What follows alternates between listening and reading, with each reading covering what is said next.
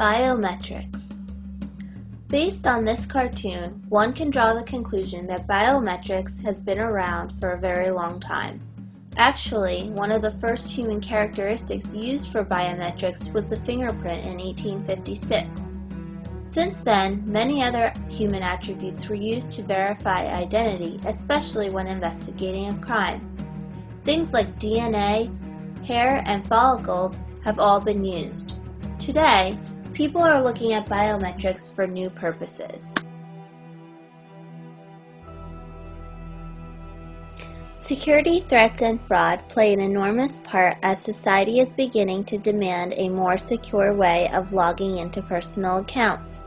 Most people are trying to avoid hackers from corrupting their lives by stealing their personal information.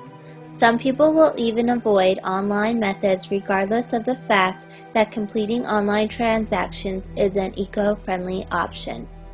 In addition to online transactions, more and more officials are willing to take the step towards seeking a better way of tracking who is being admitted into various places.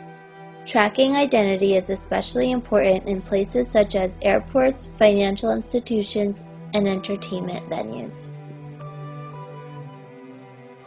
When looking at biometrics, one can look at physical characteristics or behavioral characteristics. Physical characteristics include fingerprints, iris scanning, and face recognition. Behavioral characteristics include voice detection and handwriting identification. The fact that each person has a unique fingerprint has motivated researchers to dig deeper for means in which that method could be developed. Recently, researchers have come up with the idea that sensors can generate digital images from different physical properties. Touchless variants record an image of the finger surface directly using one or more digital cameras.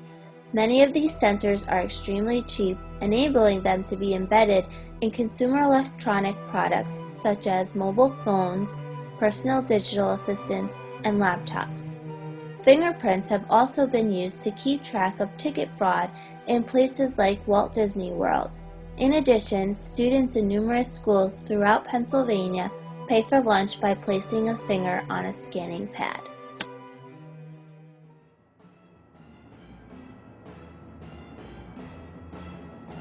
People have been recognizing each other by faces since the beginning of time, and although people can clearly distinguish each other, when it comes to computer scans, there are a variety of reasons that make it a difficult task.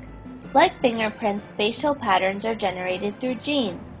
The idea that identical twins have similar facial structure may make it difficult for a computer to detect a person's identity.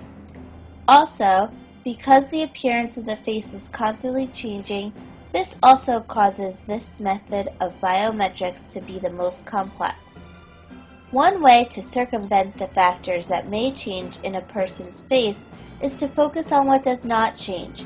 Heat patterns are distributed through everyone's face. Although the intensity of the heat spots may change, they are looked at for shape and location in order to be used for identification purposes. One of the most accurate ways to identify a person is by scanning their eye. Researchers have found ways to make this accurate method more improved and uncomplicated. Some techniques are as trouble-free as taking a picture of the eye. As people continue to use cellular phones for more functions, personal information must also be protected on these devices. With megapixel cameras built into the phones, users could simply take a picture of their eye to verify their identity when accessing personal information. The most common behavioral form of biometric technology that has researchers experimenting involves the use of an individual's voice. Because talking is an everyday occurrence for most people and does not require extra tools, voice recognition may be a favored biometric option. In voice recognition, a software program keeps a voice print on file. Each time an individual calls into a place equipped with the software, the program will match the person's voice with the voice print. In 2007, Conti reported one pilot program which involved 1,450 people, including 6 pairs of identical twins and some people suffering from colds. These participants made 25,000 test calls to assess the effectiveness of the system under challenging conditions. The program was sensitive to sound, background noise, and other factors, which led to several hurdles for this type of biometric method. Researchers are starting to see that using more than one type of device may increase the desired performance.